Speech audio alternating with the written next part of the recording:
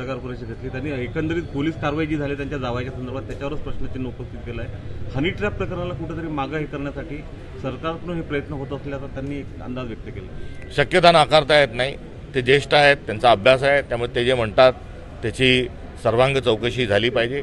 Honey trap जो आहे हा हनी ट्रॅप समृद्धी महामार्गातल्या भ्रष्टाचाराचा तो एक बुडबुडा आहे। मुळात समृद्धी महामार्गामध्ये जो 20,000 कोटी रुपयांचा जो भ्रष्टाचार झालेला आहे त्या भ्रष्टाचारातून जो पैसा उधळला गेला त्यातून हनी ट्रॅप हा समोर आलेला आहे। उद्धव ठाकरे तर गणपतीच्या वेळेस राज ठाकरेंकडे जाणार आहे। तुमचा महत्त्वाचा घटक पक्ष आहे, मित्र पक्ष आहे शिवसेना। मनसेची जे नवीन एक युती किंवा एक नवीन समीकरण उदयाला येत आहे, काँग्रेस पक्षाची काय भूमिका असेल? महाविकास आघाडी ही भारतीय जनता पक्षाला दूर ठेवण्याकरता महाराष्ट्रात गठीत झाली।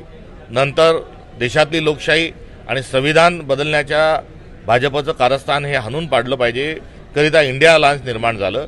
आणि या दोन ज्या आघाड्या होत्या महाराष्ट्रामध्ये ज्या झाल्या त्याचं मूळ कारण भारतीय जनता पक्षाची हुकुमशाही खपून न घेणे आणि संविधानाचे संरक्षण संवर्धन आहे।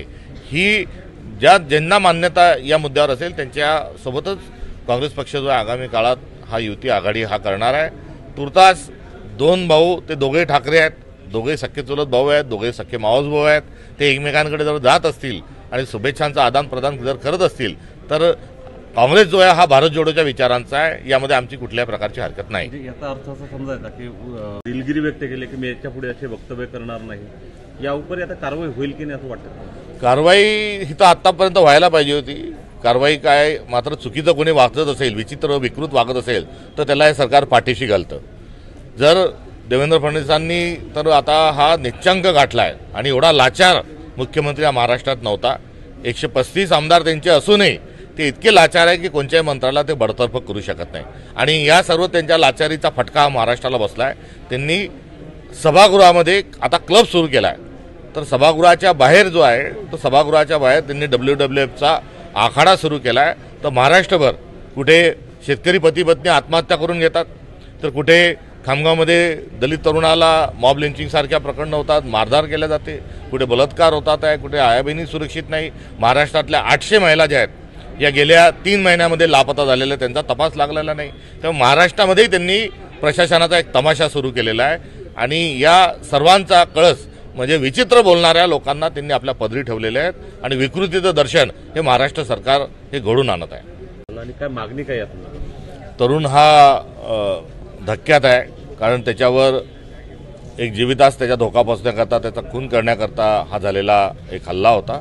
त्यामुळे महाराष्ट्रामध्ये जर झुंडशाही ही अशा पद्धतीने नंगानाच घालत असतील तर हे दुःखद दुर्दैवी आहे। पुरोगामी महाराष्ट्राला अशोभनीय आहे। एक तरुणाला उचललं जातं, गोरक्षक म्हणून काही वर्ग हा त्याला मारहाण करतो, शहरात वेगवेगळ्या ठिकाणी त्याची धिंड काढल्या जाते, त्याचे कपडे काढल्या जातात, त्याला धर्म काय तो विचारला जातो आणि सर्व कशासाठी?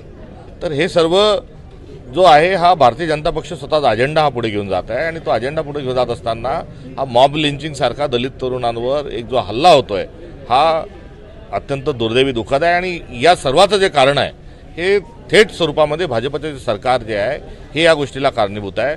गुंडांना प्रोत्साहन देणं, चुकीच्या प्रवृत्तींना पाठीशी घालणं असं ते करत आहेत। तर भरीसभर सामाजिक न्याय विभागाचे मंत्री, त्यांचे प्रतिनिधी हे ताबडतोबीने येऊन या घटनेची त्यांनी चौकशी करायला पाहिजे होती। युवकाच्या पुनर्वसनाच्या अनुषंगानं पावलं उचलायला पाहिजे होती। मात्र सामाजिक न्याय विभाग देखील हा अद्यापपर्यंत झोपलेला आहे। तर दुसरीकडे आरोपी जे आहेत यांना अद्यापपर्यंत अटक झालेली नाही। आरोपी कोर्टात घेऊन जातात काय आणि कोर्टातून ताबडतोब त्यांची जमानत होती काय? त्यामुळे एकंदरीत हा नंगानाच हा सगळा सुरू आहे। दलितावर झालेला अत्याचार आणि हे ॲट्रॉसिटीचं गंभीर स्वरूपाचं एक प्रकरण आहे। या प्रकरणात ताबडतोबीनं सरकारनं पावले उचलावीत, अन्यथा काँग्रेस आपला हिसका दाखवल्याशिवाय राहणार नाही।